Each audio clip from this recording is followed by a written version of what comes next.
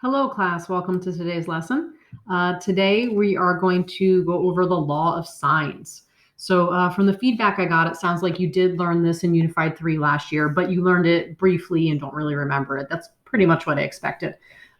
So let's go ahead and go over the law of sines today. So the law of sines is another rule that works for any triangle. So if you don't have a right triangle, if your triangle is not a right triangle, you can't use SOHCAHTOA because you don't have a hypotenuse. You can't use the Pythagorean theorem because it's not a right triangle. So that's why we have these other tools. So the law of sines says this: for any triangle, if you compare a side length to the sine of the angle that's opposite, that will be equal to the ratio of a side length compared to the sine of the angle that's opposite for any pairing of a side and the sine of the angle that's across from it. So what happens is when you fill in the numbers here, you end up with a bunch of proportions, because what you do is you take any two of these at a time and set them equal to each other. So you could set these two equal, and if you had enough numbers in there, you could cross multiply and solve. Or you can set these two equal to each other, cross multiply and solve if you had some numbers in there. Or you can set the first one and the last one equal to each other. And that's how we use the law of sines. So let's go ahead and look at our first example. We are going to use the law of sines to solve this triangle right here. So we're given that A is 10 degrees, B is 120 degrees, and little a is 5.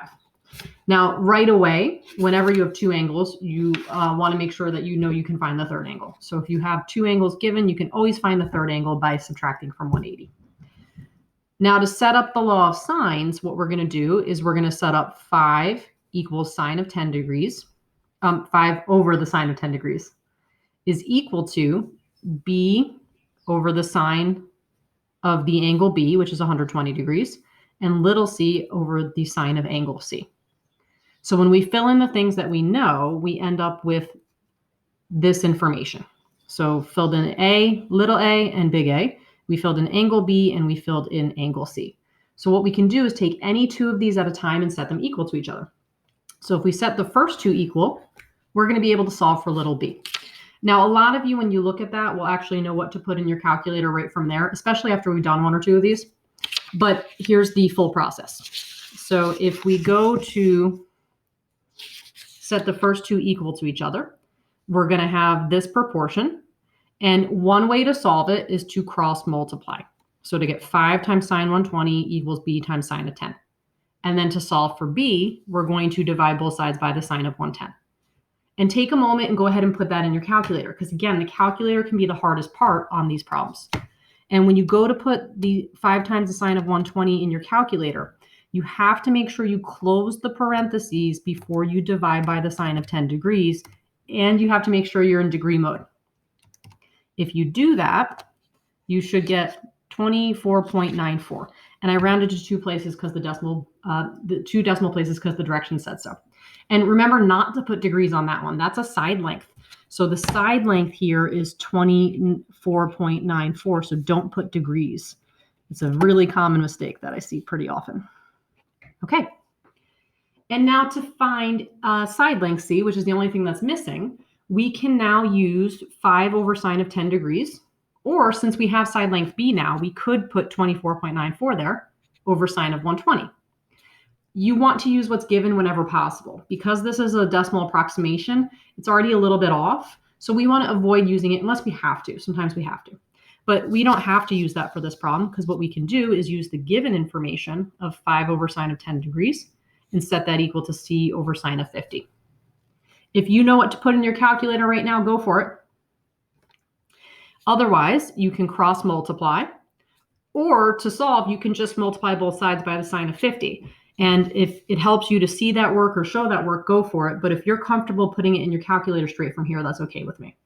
So put that in your calculator, and you should get 22.06 for side length C.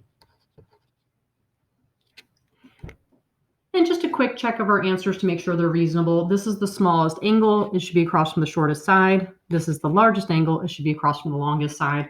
Those answers look reasonable. That's not a foolproof check, but I feel pretty confident that we did well with that one. Let's move on to number 2. Okay, for number 2, I changed the letters on you.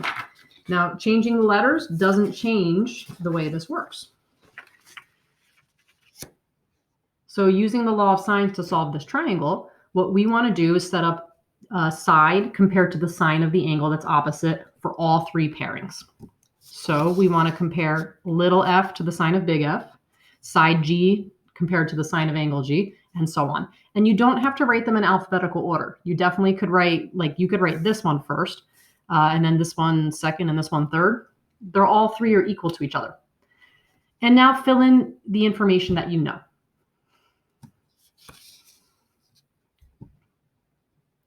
So looking at this setup, when we go to solve, we have three unknowns. We have angle G, angle H, and side H.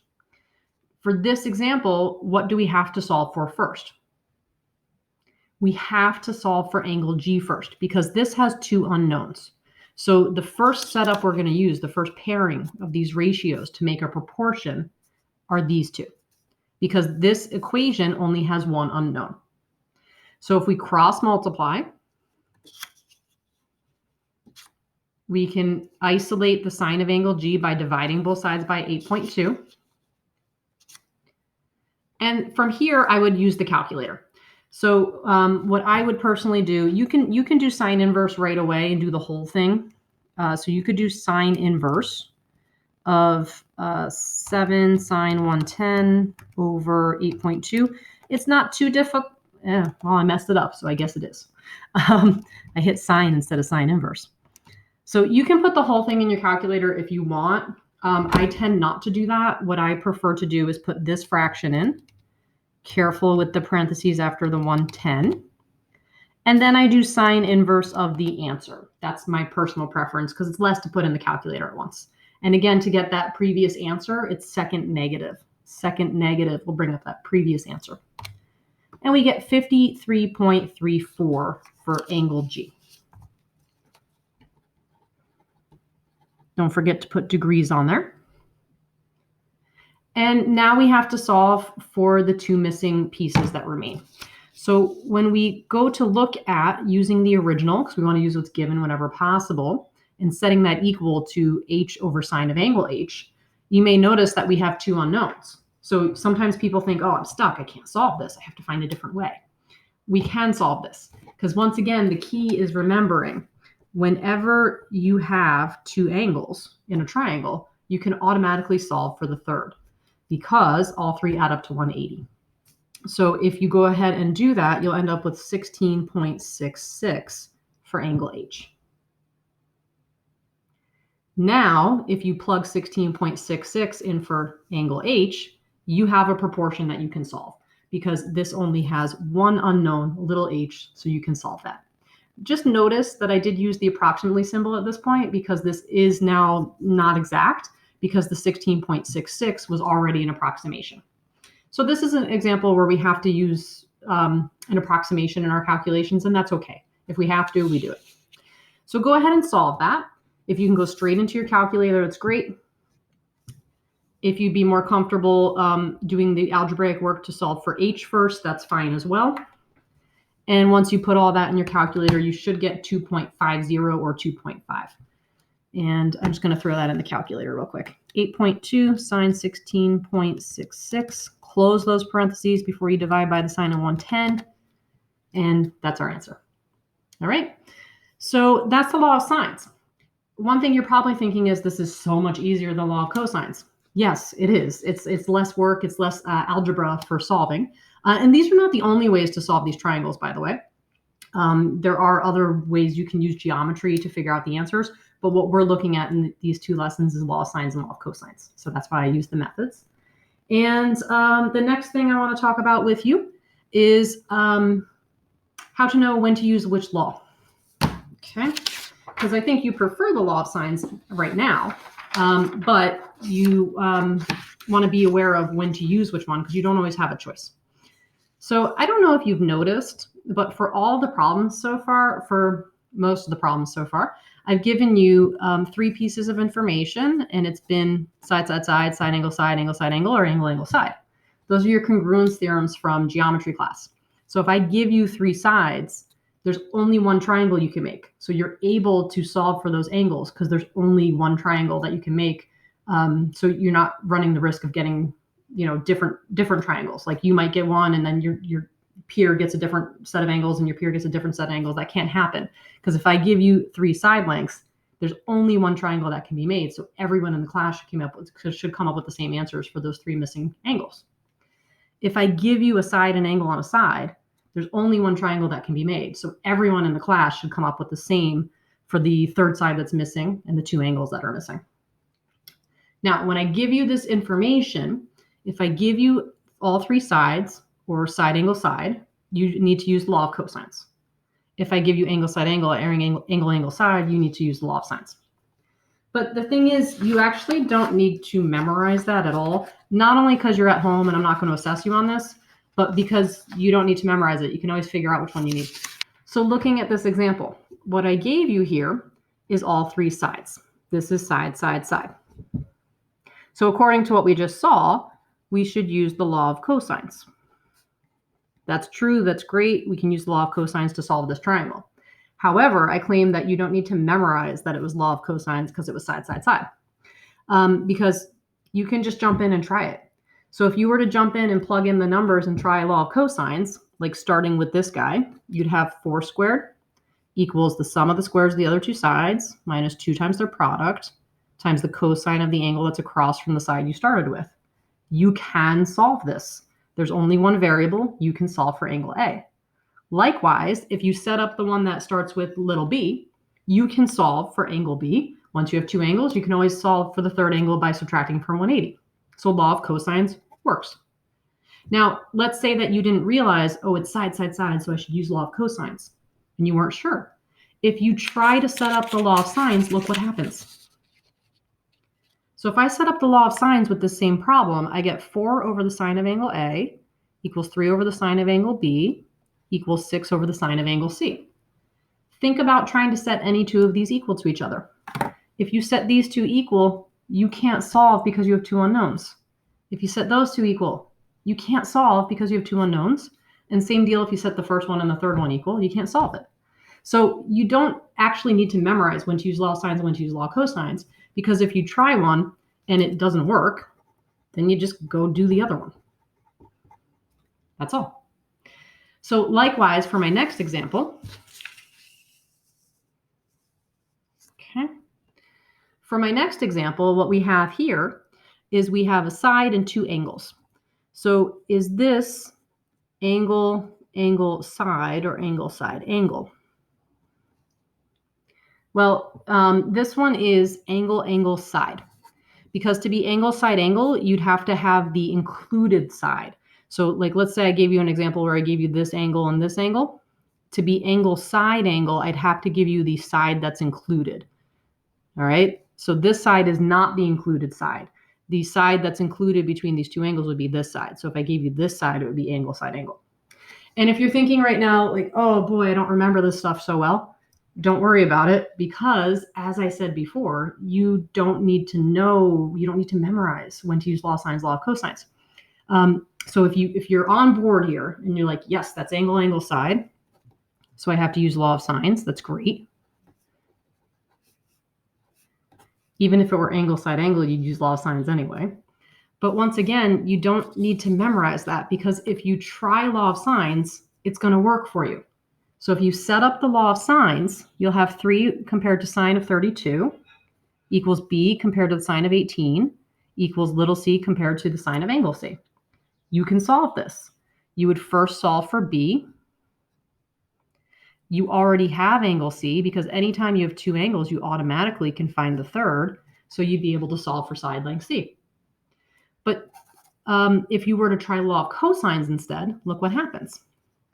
If you try the law of cosines, what happens is, let's say you start with little b. You have b squared equals 3 squared plus c squared minus 2 times 3 times c times the cosine of angle b, which is 18. You can't solve this. You have 2 unknowns in the same equation. You can't solve it. So say you decide to start with this side instead. You still have 2 unknowns. No matter what you do here, you can't solve it.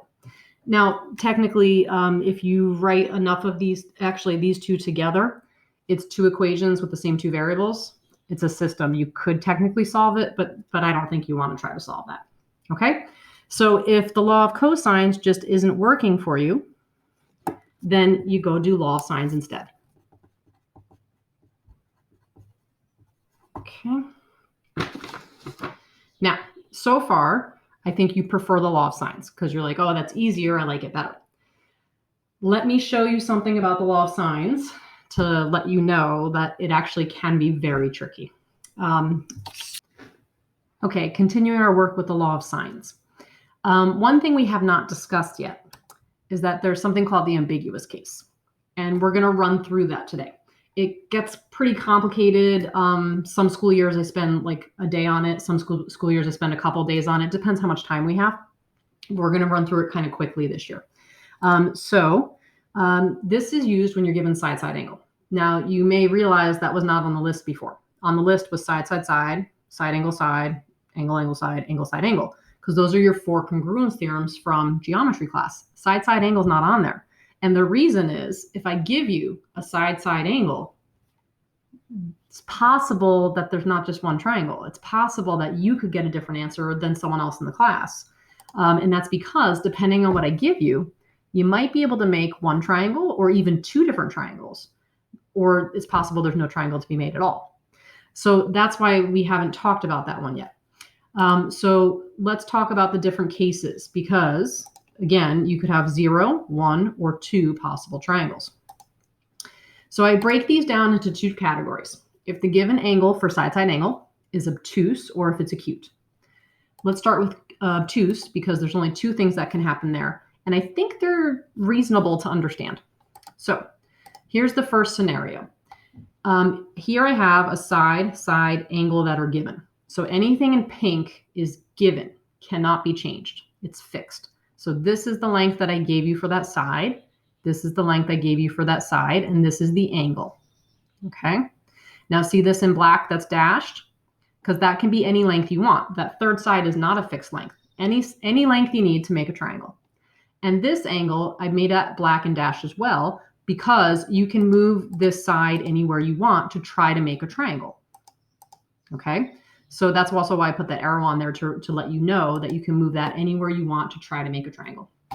So here's a side angle scenario. If the opposite side is shorter than or the same length as the adjacent side. So this one's the adjacent side because it's adjacent to the angle that's given. This is the angle that's given. This side's adjacent. This side is opposite the angle that's given. So this side is shorter than this guy here. Can I make a triangle? No. No matter where I put that third side, it's not going to meet up with this one here. You can't make a triangle because you can't change that angle. If I could change that angle, I could do it. But I can't. There's no way. This is just too short. You're not going to meet up with the third side. And if this, by the way, is the exact same length as this one here, then the best they can do is overlap, and that's still not going to make a triangle. So if this side is shorter or same length as what we call the adjacent side, then you can't make a triangle. Now, next possibility. Look at this. This angle is given. This side length is given. You can't change it. This side length is given. You can't change it. Okay? So here, the opposite side, that's this one, is longer than the adjacent side. You can make a triangle. Just bring that down, and because this black dash side can be any length you need. So you made a triangle. And you might be thinking, okay, well, I can make a triangle with that, but what if, like, new problem? Okay, so I'm going to change the length here. New problem. This is a new side angle problem. Here's the given angle, can't change it. Here's a given side you can't change. And here's a given side that you can't change. So you might look at that and say, you can't make a triangle with this one, Miss P. Because look, if I bring that down, it's just going to cross right over this third side on the bottom. But remember, this third side on the bottom can be any length you need it to be. So if I make it longer and then drop this down, because this angle can be anything I need it to be, I made a triangle. This third side would be this long. You wouldn't need this piece here. Okay? So one triangle can be built. So if the given angle is obtuse, like this one, and the opposite side is longer than the adjacent side, you definitely can make one triangle. Okay. Now, for the given angle being acute, there's actually 4 possibilities. 2 of them definitely make sense, and one of them, I think makes sense. And one we usually have to memorize. So here's the first scenario, okay? So what we have here, see this given angle? That's acute. The given angle is acute. Here's a given side. Is this the adjacent or the opposite side for my drawing? I'm calling it the adjacent side because it's one that makes up the angle. This one over here is what I'm calling the opposite side because it's across from the angle, okay? So here, the given angle is acute. I have a given side and a given side. When you have the acute angle case, usually you need to think about the height. So I put that here in yellow. Okay, that's going to be the height. I dropped an altitude in. So let's look at what we have. This angle is acute. This side is shorter than, as when we move this side around. Is there any way it's going to meet up with the side on the bottom? No, I think that actually makes sense. You can't build a triangle with this information. Okay, next case. So I have a given acute angle. Here's the opposite side. Here's the adjacent side. In this scenario, this opposite side is the exact same length as the height. Okay, this is the exact same length as the height. When I move this around, I can make one triangle. So when I drop this down, the way to make a triangle is to overlap the height. So the bottom here would be just this length. Okay, it's not the whole length here. It's just the length that I need to make a triangle, and it would be a right triangle. I think that one makes sense too. Okay, here's the next one. If the opposite side is longer than the adjacent side. Okay, so here, this is the opposite, right? And it's longer than this one as shown. You can make a triangle by moving that out this way, and the bottom side would be this. The third side would be this length here, from here to here, all right? And you can make one triangle. For this case, you don't have to compare to the height. So if this is called the opposite side, and if it's longer than this one, then you have one triangle that can be made. And then here's our 4th possibility. This is where it gets interesting. The opposite side is what I call just right. So the opposite side is longer than the height. Because remember what happens if the opposite side is shorter than the height. So picture this being shorter, you can't make a triangle. So to make a triangle at all, this that I'm pointing at has to be longer than the height. But this is shorter than this one because we just established that this is longer than the adjacent side, then there's one triangle. So this one is just right. It's longer than this, but shorter than that.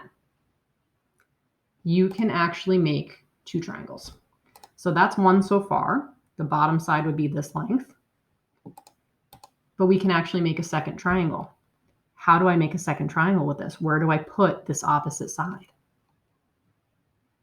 If you drop it down into the left of the height and use just this length along the bottom for the triangle, you can make a second totally different triangle. So that's why side-side angle, that's what we're working on. That's why side-side angle was never on the list in geometry class because of this. Because there could be one triangle, which would be nice, but there could be no triangles, and there could be 2 triangles. So that's why in geometry class, whenever you had side-side angle, you were like, oh, that's not enough information, all right? But as it turns out, we can do a little more with it this year. The last thing I want to do today is going to take a little bit of time, but I want you to see this just at least once. So if you did print the worksheet, a lot of this is written out for you and just as a time saver. Okay, so we're going to do one example where we have the 2 triangle scenario. Because for the side angle, if you get the case where there's no triangles, you just can't solve. You get to go to the next problem. Okay. If you get the case with one triangle, you just solve using. By the way, you use law of sines for this. So if you're given side angle, you use law of sines. Law of cosines won't work for you, so you'd be forced to use law of sines anyway. And I put a little star next to it because this is different. You can't just jump in and solve. You have to make sure there's a triangle and see if there's supposed to be 1 or 2. Okay. So when you have side angle, if there's no triangle that can be built, if you determine that, then there's nothing to solve. If there's one triangle, you would just use law of sines and solve it. But if there's 2 triangles, let's see what happens. Okay. So I like to make my drawing first. So I'm going to draw it the same way that I drew it in the PowerPoint. My given angle is here. That's fixed. And then where's side A? Is it this one or this one? Those are the only two choices I'm giving you right now. Is it this one or this one? Okay, it's this one because it's opposite. It's across from angle A. And then for B technically could be here or here. But the way that I drew it, I draw it the same way every single time, just because it helps me to have the same orientation. So this is B, okay? So what we want to do is figure out first. I told you there's going to be two triangles, but let's confirm that there really are. We want to confirm that there's going to be two triangles. So this is acute, and this is shorter than this one. So we do need to figure out the height. If A were longer than B, there'd be one triangle. That's not what we're doing right now. So we're going to drop an altitude, and we need to find the height. So you might look at that and say, well, how are we going to do that? You already know. This is a right triangle right here. You can calculate the height because you have this angle. And for this angle, this is opposite, this is hypotenuse. Sine relates opposite and hypotenuse. So the sine of 20.5 is h over 31 because sine is opposite over hypotenuse. So if we solve for h, that's 31 times the sine of 20.5. And if you put that into your calculator, you will get about 10.856. Okay, so that's the height of the triangle. So we have that perfect scenario where this side is just right because this right here is about 10.9, let's say. So we can definitely make a triangle because this is longer than the height. If this guy here were shorter than 10.9, if this were like 8 or 7 or 10, you wouldn't make a triangle because no matter where you move it, it wouldn't meet up with the third side. But this is longer than the height, so we can definitely make one. And it's shorter than this side, so this is the two triangle scenario. To solve the first triangle, you use law of sines. You don't have to do any extra thinking. So I did most of that for you if you printed the handout over here on the left. Okay. So we set up the law of sines using the information that's given. Looking at this, we have to find angle B first because we can't use this one. This has two unknowns. Okay. And so what we're going to do is find angle B. I'm going to get sine of B by itself. And I cross multiplied and got sine of B by itself. When I put this into the calculator, I get this long decimal here. That's still an approximation because the calculator rounded to like 8 or 9 decimal places. And then when I do inverse sine of this, I get 64.8.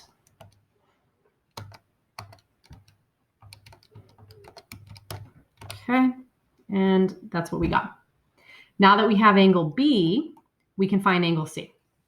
Because now that we have angle B, we can do 180 minus the given 20.5 minus the 64.8 and get 94.7. And now that we have 94.7, we can set up the law of sines again. I would recommend using this given ratio here because both pieces of information were given, not approximations. And then you've got to use an approximation for little c. So go ahead and take a moment and use your calculator. Even if you printed this handout, take a moment and actually solve that in your calculator because that can be the hardest part. So to get that in your calculator, you want to do 12 times sine of 94.7 over sine of 20.5. And I got that by multiplying both sides by 94.7. If you prefer cross multiplying and then dividing by sine of 20.5, that's totally cool as well. But I bet a lot of you can go straight from here to that answer from your calculator. Okay? And so it's 34.2. So that's the first triangle. And that's what we got right there. Now, the first triangle, when you do law of sines, will always be the one that the opposite side drops down to the right of the height. The second triangle, when you're doing this process, when you have the ambiguous case and you have two triangles, the second triangle will be the one where this opposite side drops down to the left of the height. So let's go ahead and try to solve this one. We're going to start with what we know. So we have A compared to sine of angle A, B compared to sine of angle B, and C compared to sine of angle C. So to solve this, we're going to set these two equal. and we're going to get sine of b by itself. And I get that same decimal as before. So if I try to solve this, I have 31 sine 20.5 divided by 12. And then I do sine inverse of that answer, and I get 64.8. It can't be 64.8. It will be the same exact triangle. So this one right here is 64.8. This can't be. No way, because then I'd have all the same dimensions. So here's the key to the problem. When the sine of angle B is equal to this decimal, or this fraction here, but here's the decimal version, there are two answers. Your calculator is programmed to give you the acute angle in quadrant 1. Because we know all students take calculus, since sine of angle B is positive, there are actually two answers that can work. One lives in quadrant 1, because sine's positive. The other lives in quadrant 2. The calculator is programmed to give you the acute angle that would live in quadrant 1.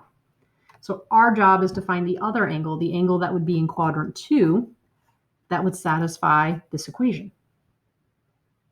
Now, in order to find that angle, we need the reference angle for this one. Well, good news. That's an acute angle. It is its own reference angle. So 64.8 is its own reference angle. So if I find 180 minus 64.8, which is the supplement, by the way, I get 115.2 degrees, and that is the other angle B. And we can check to make sure that actually works by finding the sine of 115.2. You should get approximately this. You're not going to get exact because it's an approximation, but you should get pretty close to that ratio. And the reason this works is because 115.2 and 64.8 have the same reference angle. They both have 64.8, so their values for their trig functions will be the same. The only thing that might be different are the SIGNs, but we covered that. As long as our angles are in quadrant 1 and quadrant 2, then sine will still be positive. So that's how you go about solving the second triangle. Now, if we were going to do more of this, what you would actually probably just memorize is whatever angle you find first, use the supplement for the second triangle. That works. So if this is 64.8, when you swing that in, see this guy right here would be 64.8. That's not in the triangle we're dealing with. So the supplement would be the 115.2 that we just found. So that shortcut does work. You can actually just find the supplement of the first angle you solve for. Okay. So now that we have angle B, we want to find angle C. So we're going to do 180 minus A minus B. Go ahead and try that. You have to be careful when you do this because you have to make sure that you're using the angle B from this problem. I can't tell you how often I see somebody go over here and use this angle B.